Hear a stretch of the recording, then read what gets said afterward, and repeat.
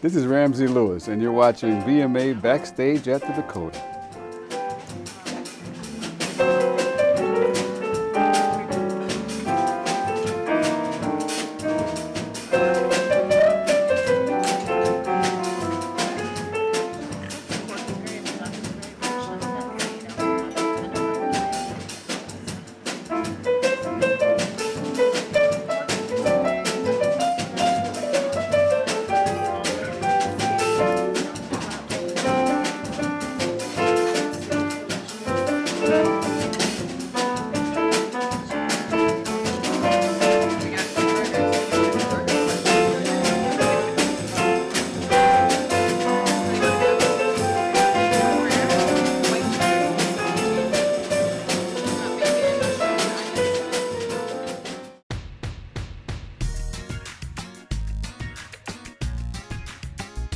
It selected me.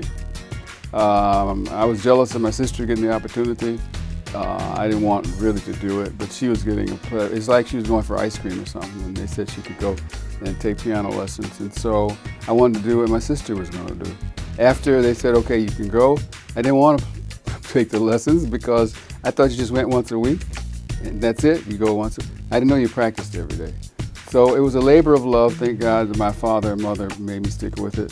9 years old, I started playing for our church and you know, mixing the classical music during the week and on Sundays and other days. The gospel music sort of got into my being.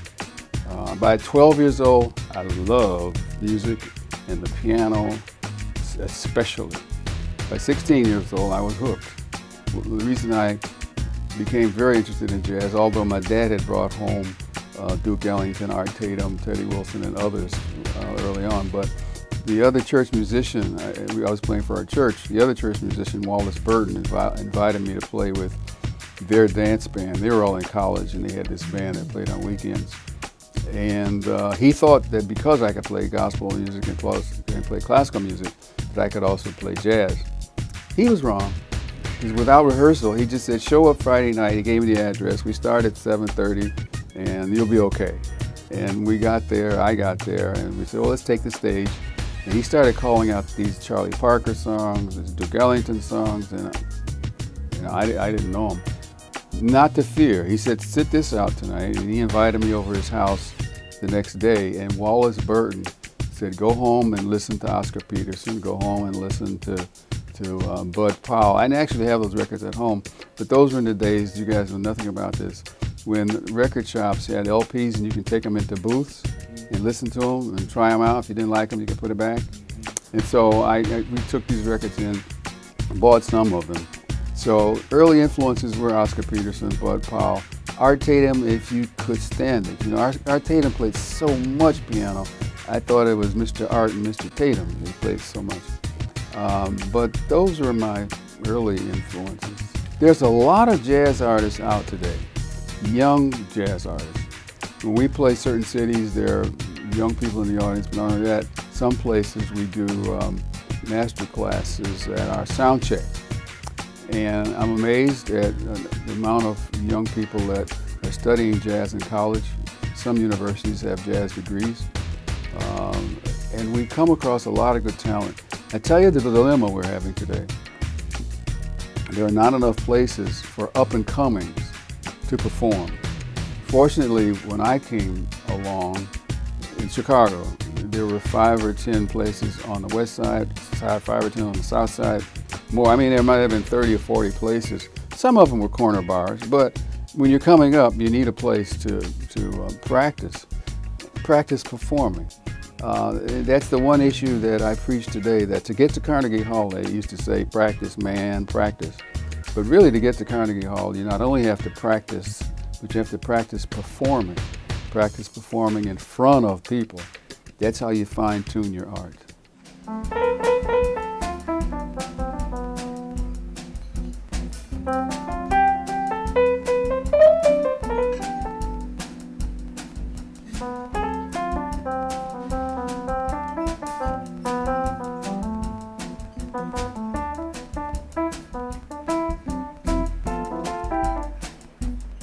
You know what I found in music, that when you try to plan hits, sometimes they don't happen. It's difficult to plan a hit. Well, you know, how do you know people's tastes? How do you know what they're really going to like?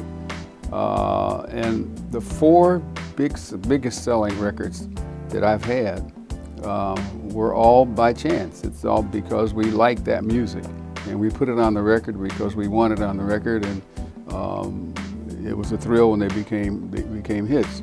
Maurice White was the drummer in my group, and he had been with me 3 or 4 years, and great drummer. I mean, because he could play the straight ahead jazz stuff, he could play the gospel stuff, whatever I wanted to do, he could go there. And one day Maurice said, well, I'm going to form my own group shortly, and just thought I'll let you know in a few months I'm probably going to be going to the West Coast. And he did. He left, and he said he's going to form his own group. I thought that he was going to form a jazz group, you know. And I said, oh, great, so who's going to play drums for you? He says, well, actually, you know, we're going to be playing not only jazz, but we're going to be playing R&B, and we're going to be playing whatever. And also we're going to do magic, and we're going to dance. And I told him to take an aspirin and lay down, that he would get over it. I said, you'll get over this, you know, but it's okay. Well, lo and behold, he did all of that and more. And so one day, I was in Washington, D.C., in the middle of actually doing an album in Chicago, but I had to go to Washington to play a concert and come back, and Maurice called me from New York. They had just played Madison Square Garden. Yeah, all right. A little joint. And he said, we got this song for you. It's called Hot Dog. No, he didn't have a name for it. So we got this song for you. It's going to be a big hit. We can join you in Chicago to do it if you'd like. 4 of them joined me, Maurice, Philip Bailey, Ralph, and anyway, Johnny Graham. They joined me, and we did this piece. And what are you going to name it? It took us 2 or 3 days to get it the way he wanted it. You know, he's a perfectionist too. And he named it Hot Dog It, and he said, that's your hit. It's sort of like an afterthought. He said, I almost forgot. I have this melody. It's just a nice melody. It's got a nice R&B Brazilian rhythm to it, and not much to the song in terms of quantity, but it's nice chords, the solo one. So the way we'll make up the meat part of the song is we'll have a lot of people solo. And so we said, okay, and we put down that song. We played the melody. Donald Myrick soloed, I soloed. I don't know if I think I soloed again. And we went to the melody and took it out, and it was over. And once again, I said, so what are you going to name this? And he call it Sun Goddess. You've got your hit, you know, just wait, Sun Goddess. You know, when you hear yourself on the radio, it's a very unusual feeling. There were 2 times in my life that it happened to me. The first was actually in the 50s, and we had made a record, and I didn't expect it to be on radio. I mean, we were just a little nobody group in Chicago, and we got in the car one day and turned on the radio, and I heard myself on radio, and it was thrilling, you know. At first I was surprised, you know, do they know what they're doing? Did they get it right? The second time was when we recorded a song called The In Crowd, and we didn't expect anything from that. We thought the album itself, because we thought we'd put out a well-rounded album, one that had jazz standards, some originals, and we had gotten into the habit of playing or recording what we called fun songs that were kind of happy. And on this album, of the first 5 that we did that on, we said, let's do The In Crowd. And we said, okay. And it started being played on radio on the jazz stations at first.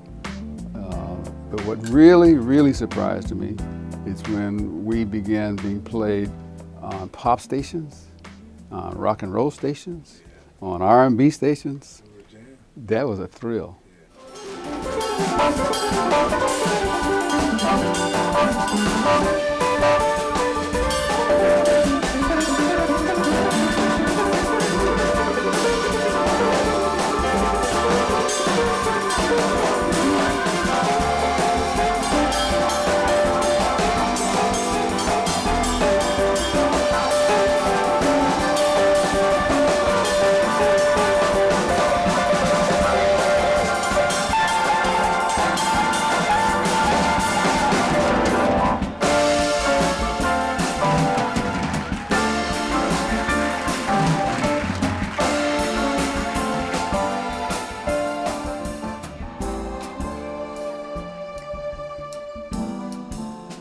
I'm Ramsey Lewis, and you're watching BMA Backstage.